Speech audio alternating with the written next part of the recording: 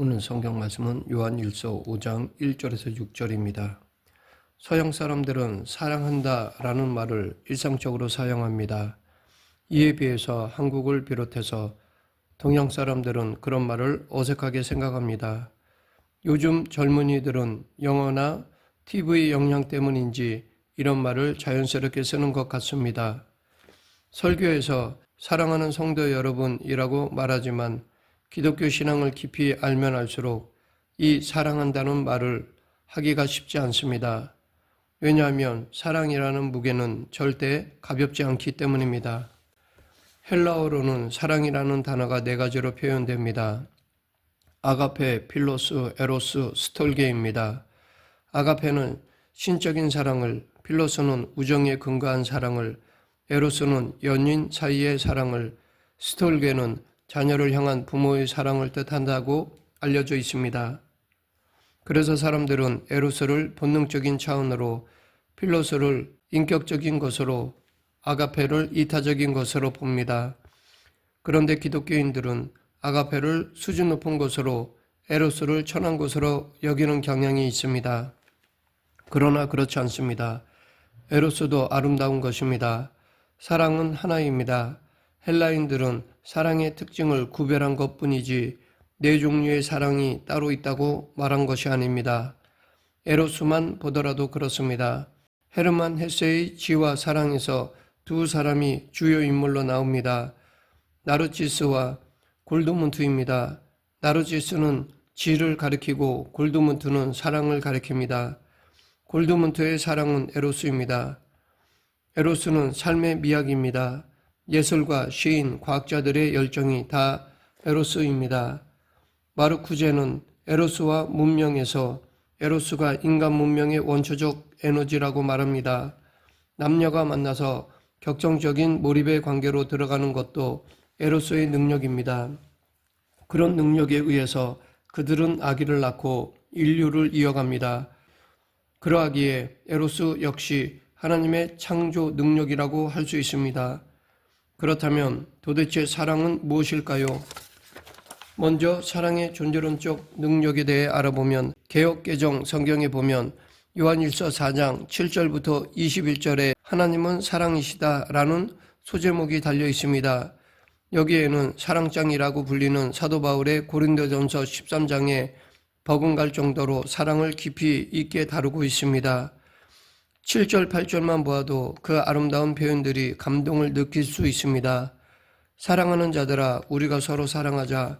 사랑은 하나님께 속한 것이니 사랑하는 자마다 하나님으로부터 나서 하나님을 알고 사랑하지 아니하는 자는 하나님을 알지 못하나니 이는 하나님은 사랑이심이라.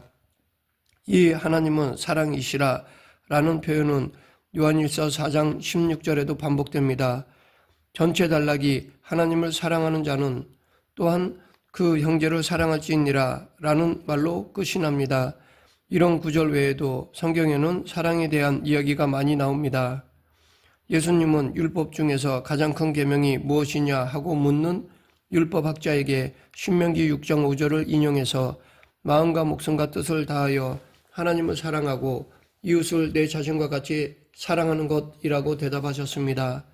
이렇게 구약과 신약을 총괄하는 하나의 키워드를 찾으라고 하면 사랑입니다. 초기 기독교는 예수님의 십자가 사건을 하나님의 사랑이라고 받아들였습니다. 그러하기에 성경에서 사랑하라는 말을 들을 때마다 우리는 좀 불편하다는 생각이 들기도 합니다. 왜냐하면 사랑한다는 것이 말처럼 쉽지 않기 때문입니다. 이웃을 내 자신과 같이 사랑하는 것은 사실 불가능합니다. 물론 아주 특별한 경우에 그런 일들이 있긴 합니다.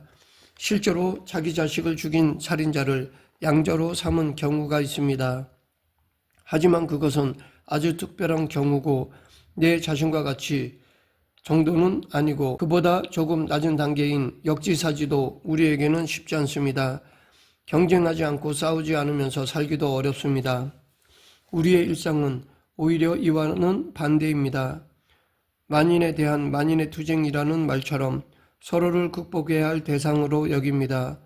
오늘의 신자유주의가 바로 그런 경쟁을 토대로 삼고 경제 발전을 추구하고 있습니다. 대신 극단의 휴머니즘에 근거한 공산주의는 실패하고 말았습니다. 이런 현실에서 기독교인은 성경으로부터 사랑하라는 명령을 받습니다. 그래서 어떤 사람은 억지로라도 사랑하려는 노력을 합니다. 형제님, 자매님 사랑합니다 라는 말을 입에 달고 삽니다. 결식자에게 밥을 주고 시설을 찾아다닙니다. 이것은 귀한 일입니다. 이 세상을 밝게 하는 데에는 이런 행함이 필요합니다. 그러나 그것으로 영혼의 만족을 경험할 수는 없습니다. 그런 것으로 우리의 영혼이 채워지지 않기 때문입니다. 또 어떤 사람은 아예 그것과는 상관없이 삽니다. 사랑하라는 말은 단순히 종교적인 훈계에 불과한 것으로 치부하고 철저하게 세상 논리로 살아갑니다. 완전히 세속적인 삶에 기울어집니다. 양쪽 모두 건강한 신앙은 아닙니다. 양쪽 모두 온전한 영혼의 자유를 경험할 수 없습니다. 그렇다면 도대체 성경이 강조하고 있는 사랑은 무엇일까요? 우리로 하여금 어떻게 살라는 것일까요? 우선 우리는 스스로 사랑을 실천할 능력이 없다는 사실을 인정해야 합니다. 안 되는 것을 억지로 하면 병이 됩니다. 위선이 됩니다. 성경은 인간을 피조물이며 죄인이라고 말합니다. 그 두 속성을 지닌 인간에게 사랑은 불가능한 미션입니다. 그런데 왜 성경은 사랑하라고 반복해서 명령하는 것일까요? 우리는 예수님께서 내 이웃을 내 몸과 같이 사랑하라 라는 말씀을 누구에게 했는지를 살펴봐야 합니다.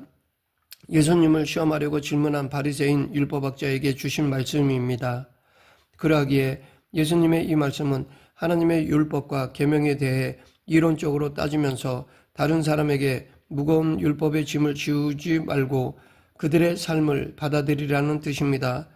바울이 고린도전서 13장에서 언급한 사랑은 예수 그리스도에 대한 해명입니다. 즉 인간에게 부과된 사랑의 보편적인 명령이 아니라 하나님의 사랑에 대한 기독론적 진술입니다. 사랑은 하나님의 일이지 인간의 일이 아닙니다. 하나님은 사랑이심이라 라는 요한일서의 대명제를 사랑하라는 명령으로 읽는다면 정확한 것이 아닙니다. 이 명제는 하나님만이 사랑의 능력이 있다는 의미입니다.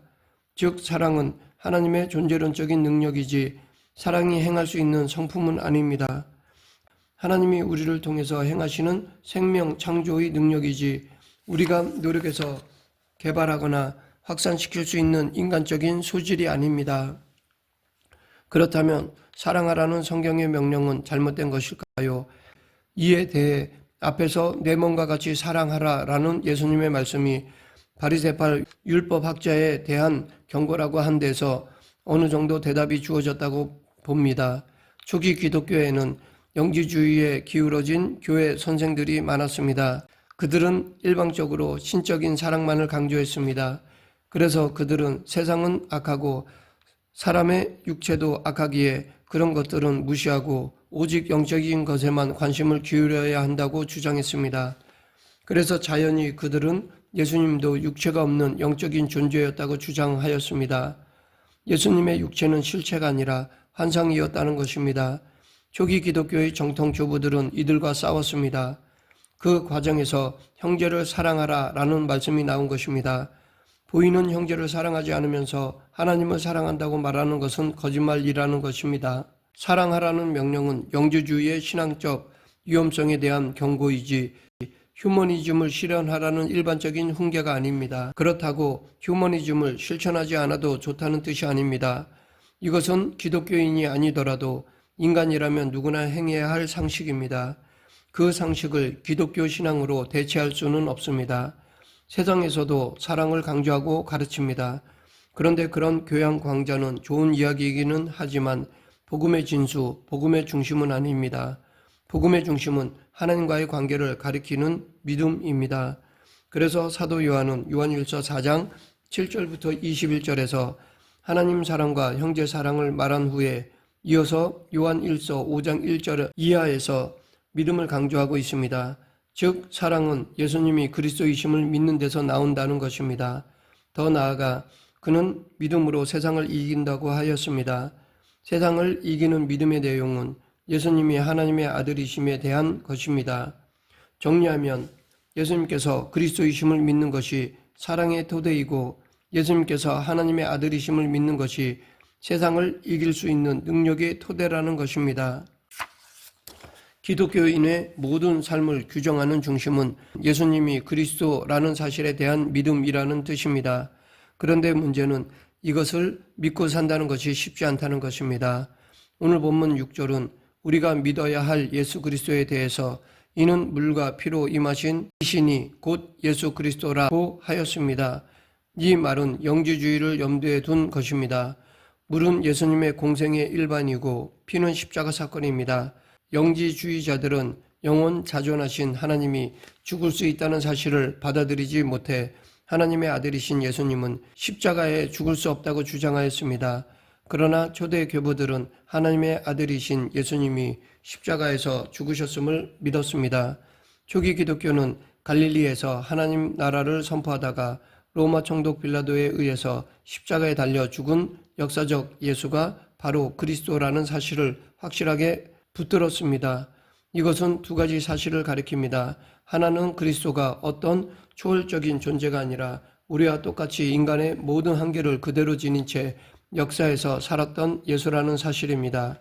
다른 하나는 그리스도는 민중의 마음을 사로잡거나 그들의 삶의 조건을 향상시킨 어떤 영웅이나 위인이 아니라 2000년 전 갈릴리에서 살았던 나사렛 예수라는 사실입니다. 이렇게 기독교 신앙은 아주 구체적인 인물과 연관되어 있습니다. 기독교는 어떤 사상이나 종교 체계나 감동적인 도덕성이 아니라 구체적인 인물이 중요합니다. 그 인물에게 일어난 하나님의 구원 사건, 구원 행위가 중요합니다. 그래서 사도 요한은 예수님께서 그리스도이심을 믿는 자마다 하나님께로부터 태어난 자라고 했고 예수님께서 하나님의 아들이심을 믿는 자가 세상을 이긴다고 선포했던 것입니다. 말씀을 맺겠습니다. 우리가 신앙생활을 하는 데 있어서 우리 신앙의 토대는 이 세상의 것이 아닙니다. 우리 신앙의 토대는 하나님의 사랑입니다. 그 사랑이 우리로 하여금 세상을 이기게 합니다. 그 사랑에 참여하고자 한다면 예수 그리스도를 믿어야 합니다. 우리 모두 예수님을 믿음으로 참 사랑을 행하고 세상을 이기는 성도가 되길 간절히 축원합니다. 기도하겠습니다.